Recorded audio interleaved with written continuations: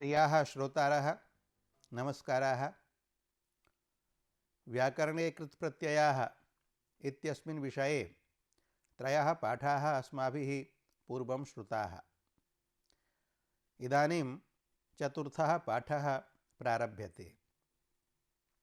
विगतेषु त्रिषु पाठेषु अस्माभिः केषाञ्चित् कृत्प्रत्ययानां चर्चा कृता। प्रथमे पाठे तावत् तब्यत् प्रत्ययस्य अनियर् प्रत्ययस्य चर्चा विहिता। द्वितीये पाठे यत् प्रत्ययस्य ण्यत् प्रत्ययस्य च चर्चा कृता। एवं तृतीये पाठे शत्रि शानच् प्रत्ययोर्विषये चर्चा अस्माभिर्विहिता। इदानीं चतुर्थेऽस्मिन् पाठे क्तवतु प्रत्ययौ आदाय अस्माभिः विस्तरशः विचारो विधीयते। भवन्तः जानन्ति यत् धातुभ्यः तिङ्भिन्नाः ये प्रत्ययाः धातोः इति सूत्राधिकारे विहिताः तेषां प्रत्ययानां कृत् इति संज्ञा अस्ति।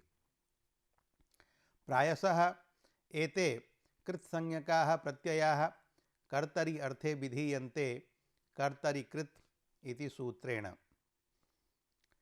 एते कृत्प्रत्ययाः बहुविधाः सन्ति।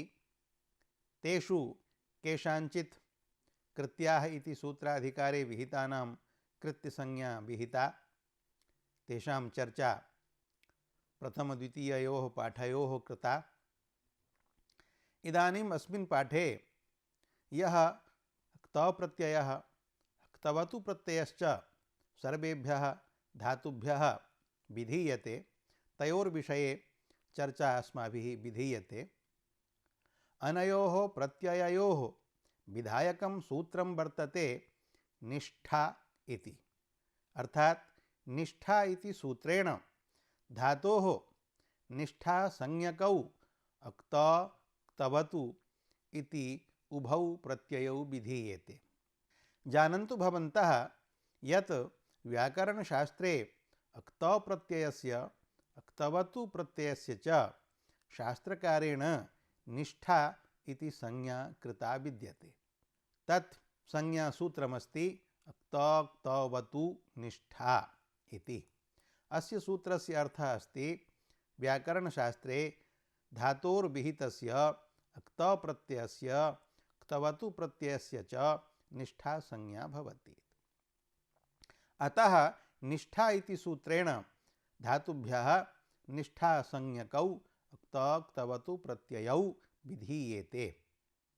इमौ प्रत्ययौ कर्तरि कृत् इति सूत्रेण सामान्यतया कर्तरि अर्थे विधीयते, किन्तु अक्त प्रत्ययः तयोरेव कृत्यक्तखलर्थाः इति सूत्रेण कर्मणि अर्थे विधीयते औत्सर्गिकतया। सकर्मक धातुभ्यः कर्मणि अर्थे अकर्मक धातुभ्यश्च भावे अर्थे भवति क्त प्रत्ययः। तत्र सूत्रमस्ति तयोरेव कृत्यक्तखलर्थाः इति। अस्मिन् सूत्रे तयोः इत्यस्य अर्थः अस्ति भावकर्मणोः। अतः अकर्मक धातुभ्यः भावे सकर्मक धातुभ्यश्च कर्मणि अर्थे अक्त प्रत्ययो विधीयते। अक्तवतु प्रत्ययस्तु कर्तरि अर्थे विधीयते।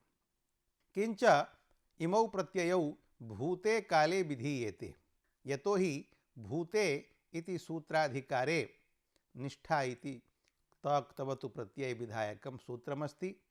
अतः अनयोः प्रत्यययोः भूतकालः अपि अर्थो भवति। प्रथमम् अस्माभिः अक्त प्रत्यय विषये विस्तरशः चर्चा क्रियते। तदनन्तरम् अक्तवतु प्रत्ययस्य चर्चा विधास्यते। अक्त प्रत्यये ककारः अनुबन्धः अस्ति। अतः ककारस्य इत्संज्ञायां लोपो भवति। इत्संज्ञा विधायकं सूत्रं भवति लशक्व तद्धिते इति। ककारस्य इत्संज्ञा अस्ति, अस्मात् कारणात् अक्त प्रत्ययः कित् भवति। अस्य प्रत्ययस्य कित्वफलानि अनेकानि सन्ति। यथा धातोः अन्त्यस्य उपधायाः वा इकः स्थाने प्राप्तस्य गुणस्य निषेधः, क्वचित् कस्यचित् धातोः प्राप्तायाः वृद्धेर्निषेधः, केषाञ्चित् धातूनां सम्प्रसारण विधानं, केषाञ्चित् अनुनासिकान्तानां धातूनां अनुनासिकस्य मकारस्य नकारस्य च लोपः इति एतादृशानि कार्याणि कित्वफलानि सन्ति। तत्र गुणवृद्धिनिषेधकं सूत्रं भवति किङिति च इति। सम्प्रसारण विधायकं सूत्रमस्ति वचि स्वपि यजादीनां किति इति। किंच ग्रहिज्या वै व्यधि वष्टि विचति वृश्चति पृच्छति भृज्यतीनां ङिति च इति।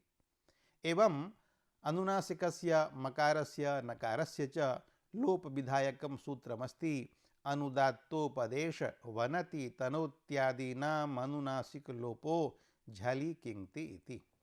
अक्त प्रत्ययस्य आर्धधातुकं शेषः इति सूत्रेण आर्धधातुक संज्ञा भवति।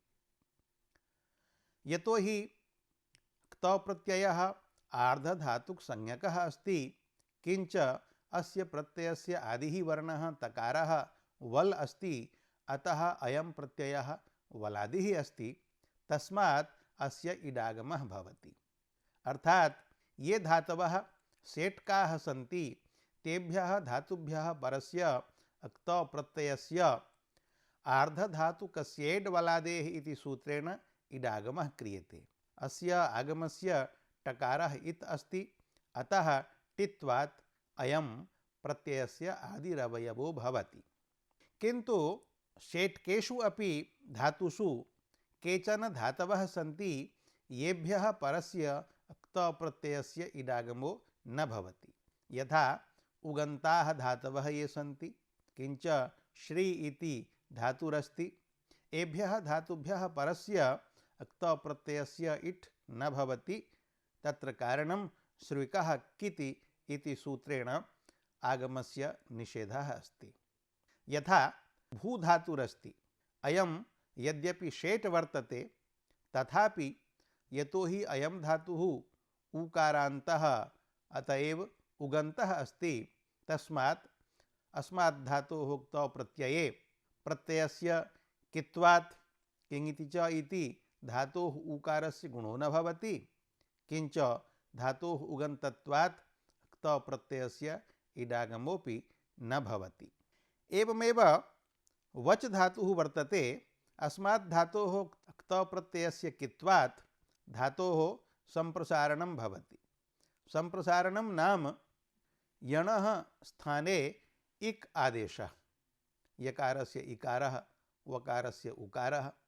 वच धातौ यण वकारः वर्तते, तस्य स्थाने सम्प्रसारणम् उकारः भवति। वच धातुः अनिट् अस्ति, अतः अस्मात् धातोर्विहितस्य अक्त प्रत्ययस्य इडागमो न भवति। क्त प्रत्ययस्य कित्व प्रयुक्तानि किंच अन्यानि अपि यानि यानि कार्याणि भवन्ति तानि क्रमशः अत्र निर्दिश्यन्ते। यदि धातोः अन्तिमः वर्णः चकारः अस्ति तर्हि तस्य ककारः आदेशो भवति। यथा वच धातोः अन्तिमः वर्णः चकारः अस्ति, तस्य ककारादेशे वकारस्य स्थाने सम्प्रसारणे उकारे क्त प्रत्यये उक्त इति रूपं जायते। तस्य कृदन्तत्वात् प्रातिपदिक संज्ञायां तस्य प्रातिपदिकस्य त्रिषु लिंगेषु सर्वासु विभक्तिषु प्रयोगो भवति।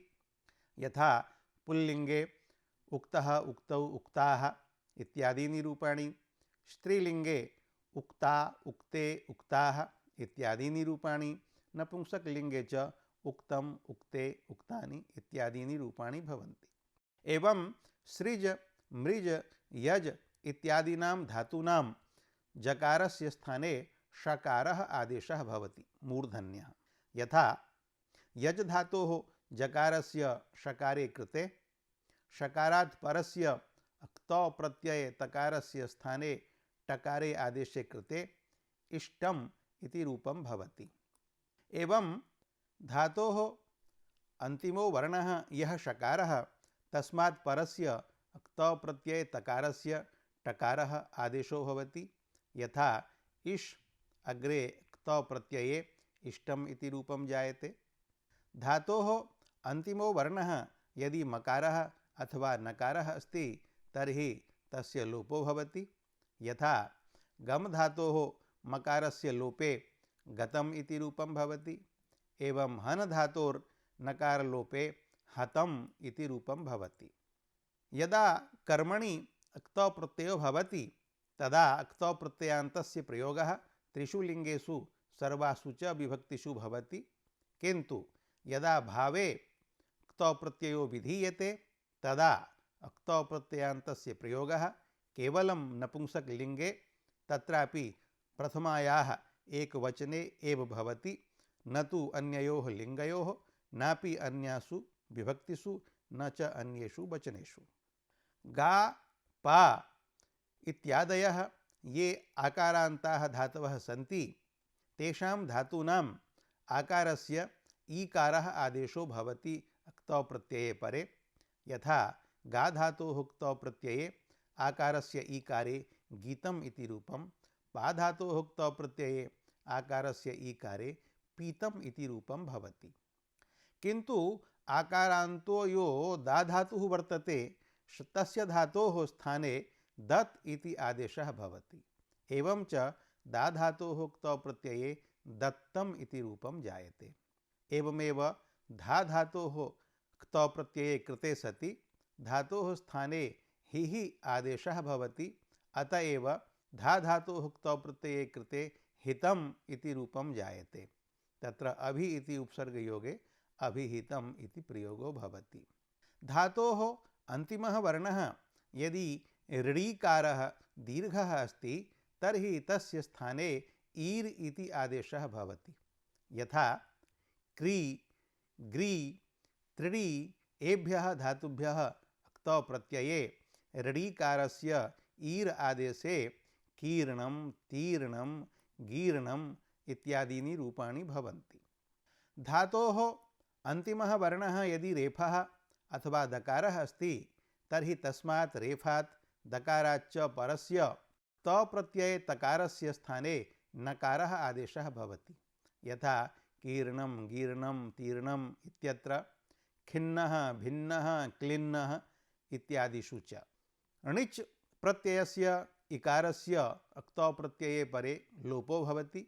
यथा बोधितम् इत्यत्र। अत्र बोधि धातोः क्तौ प्रत्यये तस्य इडागमे बोधि इत इत्यत्र बोधि इति णिचः इकारस्य लोपे वर्णसम्मेलने बोधितम् इति रूपं भवति। एवमेव अन्येभ्यः धातुभ्यः अपि क्तौ प्रत्यये कृते सति तानि रूपाणि अस्माभिः स्वयं ऊहनीयानि। कर्मणि क्ते प्रत्यये क्तौ प्रत्ययेन उक्तत्वात् कर्मणि कारके प्रथमा एव विभक्तिर्भवति न तो द्वितीया। यतोहि द्वितीया विभक्तिः अनुक्ते कर्मणि भवति। यदा क्तौ प्रत्ययः कर्मणि अर्थे क्रियते तदा तेन क्तौ प्रत्ययेन कर्म अर्थः उक्तः भवति। अतः उक्ते कर्मणि प्रथमा एव भवति। यथा अन्येषु अपि उक्तेषु कारकेषु प्रथमा एव भवति। कर्तरि अनुक्ते तृतीया विभक्तिः भवति।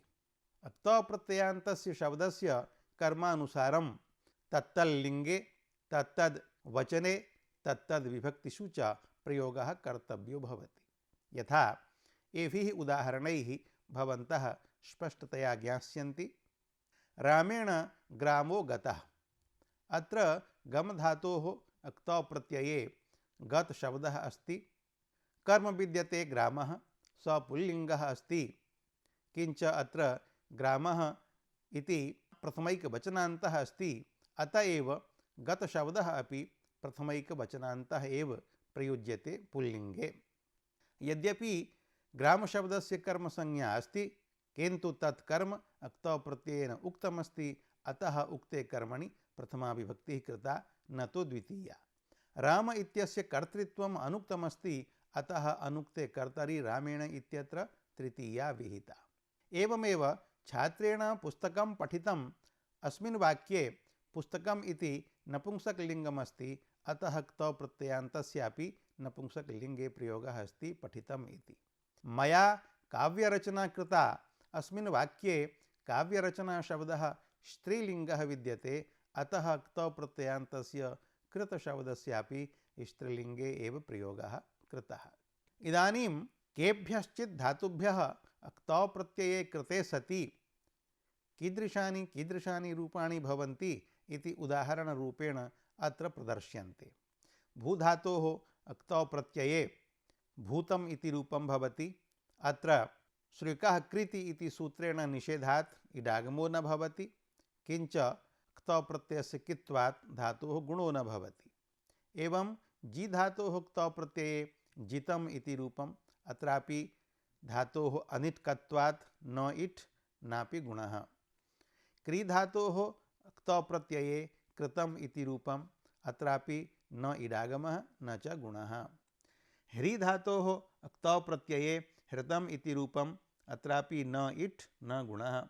पठ धातोः क्तौ प्रत्यये पठितम् इति रूपम्, अत्र पठ धातुः सेट् वर्तते, अतः क्तौ प्रत्ययस्य इडागमे कृते पठितम् इति रूपं भवति। हस् धातोः क्तौ प्रत्यये हसितम् इति रूपं, हस् धातोः सेट्कत्वात् इडागमः। एवं राजधातोः सेट्कात् क्तौ प्रत्यये राजितम् इति रूपं, मन धातोः अनिट्कात् क्तौ प्रत्यये मतम् इति रूपम्, अत्र धातोः नकारस्य लोपो भवति। गम धातोः क्तौ प्रत्यये गतम् इति रूपम्, अत्र धातोः मकारलोपः भवति।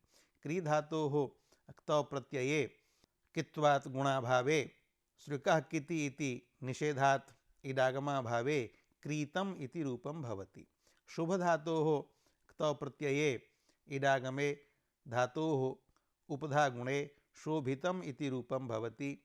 बोधि इति ण्यन्त धातोः क्तौ प्रत्यये इडागमे णिलोपे बोधितम् इति रूपं, तथा चोरी धातोः क्तौ प्रत्यये णिलोपे प्रत्ययस्य इडागमे चोरितम् इति रूपं जायते। एवं क्तौ प्रत्ययान्तस्य प्रयोगाः अस्माभिः अत्र भवतां सौकर्यार्थं प्रदर्शिताः। इदानीम् अस्माभिः क्तवतु प्रत्ययविषये विचारो विधीयते। क्तवतु प्रत्ययस्यापि विधायकं सूत्रं तदेव वर्तते, निष्ठा इति। निष्ठा शब्दस्य अर्थः भवद्भिः अवगतः एव। क्तौ प्रत्ययोपि निष्ठासंज्ञकः, तथैव क्तवतु प्रत्ययोपि निष्ठासंज्ञकः। अयं प्रत्ययः कस्मिन् अर्थे विधीयते इति जिज्ञासायाम् उच्यते कर्तरि अर्थे। यतोहि अर्थबोधकं सूत्रमस्ति कर्तरि कृत् इति। किञ्च अनेन प्रत्ययेन कालोपि अवगम्यते। कस्मिन् काले अयं प्रत्ययः भवति इति चेत् भूतकाले इति क्तौ प्रत्ययविषये उक्तमेव। यतोहि भूते इति सूत्राधिकारे इमौ प्रत्ययौ विहितौ वर्तेते। अतः धातुभ्यः भूते काले कर्तरि अर्थे क्तवतुः प्रत्ययो भवति। अस्मिन् प्रत्यये अनुबन्धाः के सन्ति इति चेत् आदिः ककारः इत्संज्ञकः वर्तते लशक्व तद्धिते इति सूत्रेण, किञ्च अन्त्यः उकारः इत्संज्ञकः वर्तते उपदेशे जनुनासिक इत् इति सूत्रेण। तयोः अनुबन्धयोर्लोपो भवति। एवं च प्रत्यये तवत् इति शिष्यते। अयं प्रत्ययः वलादिः अस्ति, अतः वलादित्वात् ये धातवः सेट्काः सन्ति तेभ्यः धातुभ्यः परस्य क्तवतु प्रत्ययस्य इडागमो भवति। इडागमे कृते इतवत् इति प्रत्ययरूपं जायते। यथा पठ धातोः क्तवतु प्रत्यये इडागमे पठितवत् इति रूपं सिद्धं भवति। अत्र प्रत्ययस्य कित्तु प्रयुक्तानि कार्याणि तानि एव यानि क्तौ प्रत्ययविषये दर्शितानि, यथा गुणाभावः वृद्ध्यभावश्च किङिति च इति सूत्रेण निषेधात्, संप्रसारणं वचिस्वपि यजादीनां किति ग्रहिज्या वै व्यधि इति सूत्राभ्याम्, अनुनासिकलोपः अनुदात्तोपदेश वनति तनोत्यादीनाम् अनुनासिकलोपो झलि किङिति इति सूत्रेण। एतेषां क्रमशः उदाहरणानि अपि अत्र प्रदर्श्यन्ते। यथा जी धातोः क्तवतु प्रत्यये कित्वात् गुणाभावः जितवत् इति रूपं, भूधातोः क्तवतु प्रत्यये अपि कित्वात् गुणाभावः अतः भूतवत् इति रूपं, मृजधातोः क्तवतु प्रत्यये कित्वात् वृद्ध्यभावः मृष्टवत् इति रूपम्। वच धातोः क्तवतु प्रत्यये वकारस्य संप्रसारणे उकारे उक्तवत् इति रूपम्। स्वप धातोः क्तवतु प्रत्यये कित्वात् धातोः वकारस्य संप्रसारणे उकारे सुप्तवत् इति रूपं भवति। अत्र इदं ध्यातव्यं यत् संप्रसारणम् एतेषां धातूनां भवति। वच्, स्वप्, यज्, वप्, वः, वस्, व्ये, वे, ह्वे, वद्, श्वी, ग्रह, ज्या, व्यध, वश्, प्रच्छ, भ्रश्च इत्यादीनाम्। गमधातोः क्तवतु प्रत्यये गतवत् इति रूपं भवति। एवं नमधातोः क्तवतु प्रत्यये नतवत् इति रूपं भवति। अत्र अनयोः धात्वोः मकारस्य लोपो भवति। एवं हनधातोः क्तवतु प्रत्यये हतवत्, मनधातोश्च क्तवतु प्रत्यये मतवत् इति रूपं भवति। अत्र अनयोः हन् मन् इति धात्वोः नकारस्य लोपो भवति। किंच क्तौ प्रत्यये यानि यानि कार्याणि अस्माभिः पूर्वं दर्शितानि तानि सर्वाणि क्तवतु प्रत्यये परेपि भवन्ति। अस्य क्तवतु प्रत्ययान्तस्य प्रातिपदिकस्य त्रिषु लिङ्गेषु सर्वासु विभक्तिषु प्रयोगो भवति। क्तवतु प्रत्ययेन कर्तार्थः उक्तः भवति।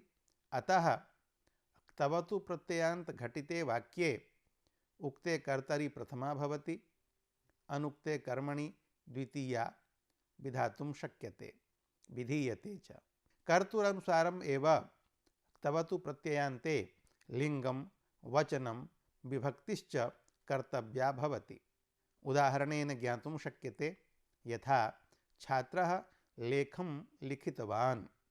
अत्र लिखितवान् इति क्तवतु प्रत्ययेन कर्ता अर्थः उक्तः। अतः कर्तृसंज्ञकात् छात्रशब्दात् उक्ते कर्तरि प्रथमा विभक्तिः अस्ति। लेखशब्दात् अनुक्ते कर्मणि द्वितीया विभक्तिः अस्ति। यथा छात्रः पुल्लिङ्गे प्रथमायाः एकवचने अस्ति, तथैव क्तवतु प्रत्ययान्तस्य लिखितवत् इति शब्दस्यापि पुल्लिङ्गे प्रथमायाः एकवचने एव प्रयोगः भवति, छात्रः लिखितवान् इति। यदा कर्तृवाचकः शब्दः बहुवचने भवति तदा क्तवतु प्रत्ययान्तस्यापि बहुवचने प्रयोगः कर्तव्यो भवति। यथा बालकाः पुस्तिकाम् आनीतवन्तः।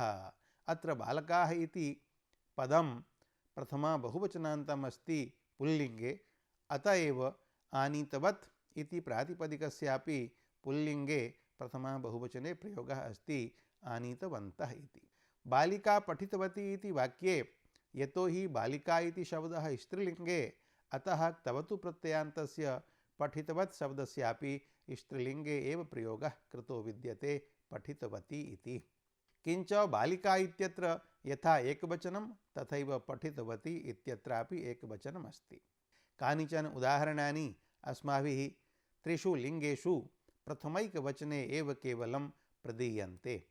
भूधातोः क्तवतु प्रत्यये पुल्लिङ्गे भूतवान्, स्त्रीलिङ्गे भूतवती, नपुंसकलिङ्गे भूतवत्। गमधातोः क्तवतु प्रत्यये पुल्लिङ्गे गतवान्, स्त्रीलिङ्गे गतवती, नपुंसकलिङ्गे गतवत्। एवं दृशधातोः क्तवतु प्रत्यये पुल्लिङ्गे दृष्टवान्, स्त्रीलिङ्गे दृष्टवती, नपुंसकलिङ्गे दृष्टवत्। पतधातोः क्तवतु प्रत्यये पुल्लिङ्गे पतितवान्, स्त्रीलिङ्गे पतितवती, नपुंसकलिङ्गे पतितवत्। यजधातोः क्तवतु प्रत्यये पुल्लिङ्गे इष्टवान्, स्त्रीलिङ्गे इष्टवती, नपुंसकलिङ्गे इष्टवत्। हसधातोः क्तवतु प्रत्यये पुल्लिङ्गे हसितवान्, स्त्रीलिङ्गे हसितवती, नपुंसकलिङ्गे हसितवत् इति प्रयोगः। एवं केषाञ्चित् धातूनां क्तवतु प्रत्यये परे त्रिषु लिङ्गेषु केवलं प्रथमायाः एकवचनम् एव रूपाणि अस्माभिः भवतां सौकर्यार्थम् अत्र प्रदर्श्यन्ते। यथा नी धातोः क्तवतु प्रत्यये पुल्लिंगे नीतवान्, स्त्रीलिंगे नीतवती, नपुंसकलिंगे नीतवत्। सृज धातोः क्तवतु प्रत्यये पुल्लिंगे सृष्टवान्, स्त्रीलिंगे सृष्टवती, नपुंसकलिंगे सृष्टवत्। पा धातोः क्तवतु प्रत्यये पुल्लिंगे पीतवान्, स्त्रीलिंगे पीतवती, नपुंसकलिंगे पीतवत्। गै धातोः क्तवतु प्रत्यये पुल्लिंगे गीतवान्, स्त्रीलिंगे गीतवती, नपुंसकलिंगे गीतवत्। स्मृ धातोः क्तवतु प्रत्यये पुल्लिंगे स्मृतवान्, स्त्रीलिंगे स्मृतवती, नपुंसकलिंगे स्मृतवत्। प्रच्छ धातोः क्तवतु प्रत्यये पुल्लिंगे पृष्टवान्, स्त्रीलिंगे पृष्टवती, नपुंसकलिंगे पृष्टवत्। वच धातोः क्तवतु प्रत्यये पुल्लिंगे उक्तवान्, स्त्रीलिंगे उक्तवती, नपुंसकलिंगे उक्तवत् इति प्रयोगो भवति। मित्राणि, एवं प्रकारेण अस्माभिः अस्मिन् पाठे क्तौ प्रत्ययस्य क्तवतु प्रत्ययस्य च विषये चर्चा विहिता। कस्मिन् अर्थे इमौ प्रत्ययौ भवतः इति अस्माभिः ज्ञातं।